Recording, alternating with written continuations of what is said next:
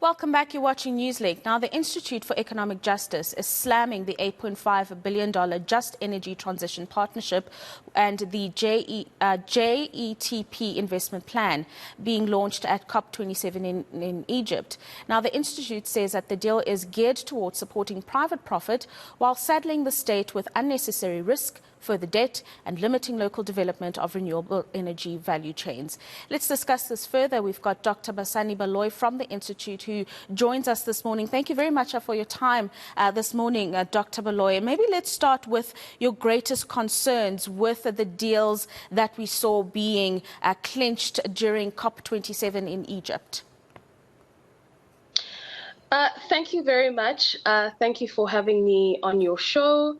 Yes, I mean, our greatest concerns is that this is a great deal for business, but I think a bad deal for, we think a bad deal for South Africans at large, especially South Africans who are, been demanding affordable energy, and South Africans who are worried about what will happen to their jobs when we move into a greener kind of economy. And what determines that are the sources of financing and where that financing goes. And so our concern is that the sources of financing are less about ensuring grants, but more about debt and risky debt through the privatization of our energy system. And also in terms of where it's targeted, it's not targeted in sectors that could help to actually ensure that we create decent work. Mm-hmm.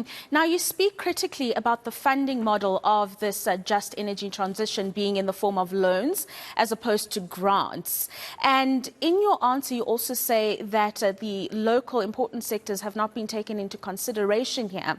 How would the plan then would need to be readjusted to strike that balance where we are getting grant funding instead of the loans, but also making sure that locals are supported and are benefiting the most from the transition from traditional power provision to the just energy transition? Well, in terms of what will have to be done is basically to renegotiate the terms of the package itself, right? Demand from the global players that they need to make a commitment to climate reparations based on the fact that they are the ones that have been polluting and benefiting from pollution for the last 200 or 300 years, and actually impairing our climate. And therefore, they need to ensure that they give developing countries such as South Africa the adequate resources in the form of grants to actually meet their climate ambition and to support their climate action, right? Insofar as other instruments that could be used, for instance, would be debt cancellation of odious debt, right? Mm-hmm. The World Bank debt to Eskom was odious, and that should actually be cancelled to help Eskom, for instance, to refinance its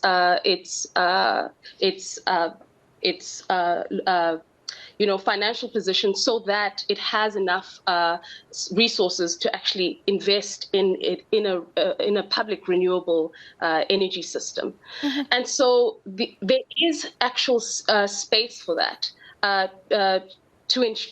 on the basis of the moral obligation that these countries have to support our just energy transition, given the history of their plundering of the climate and environment. Mm-hmm. And when we talk about their contribution to ensuring that we transition justly, in that no one is left behind, we also speak about the skills, and you mentioned this as one of your concerns. And were you not maybe confident when we saw the decommissioning of Komati and Eskom and other related stakeholders indicating that those people would be reskilled and they would continue to be integrated within the economy? Do you have concerns that the resources don't exist to actually make that a reality, or do you think that more could be done? We think that more could be done. I mean, if I look at the numbers in terms of how much money that is going to economic diversification, I think it's 1.6 billion that is meant to be going to economic diversification. Mm-hmm. And I think about 0.2% of the committed financing is meant to be going to skills, either between 0.2 or 0.1%. We think that this is insufficient. There's a lot of reskilling that has to be done. And also, our concern is that much of what Eskom was talking about was in terms of its own employees, right? Mm-hmm. So what happens to employees that were not that are not directly employed by Eskom, but who are outsourced and subcontracted, mm-hmm. right? What happens to those workers? Are they part of this reskilling? There is a lot of job segregation that's taking place here, where Eskom will take care of its permanent employees, but those who are outside of that, they might lose their jobs. How are we integrating them into the system, if at all? Thank you very much for those insights. Dr. Basani Baloyi joining us to talk about the just energy transition and the funding that South Africa has gotten largely in the form of loans to fund that particular project, saying that that is counterintuitive for economic growth in South Africa, but also economic inclusion in the country.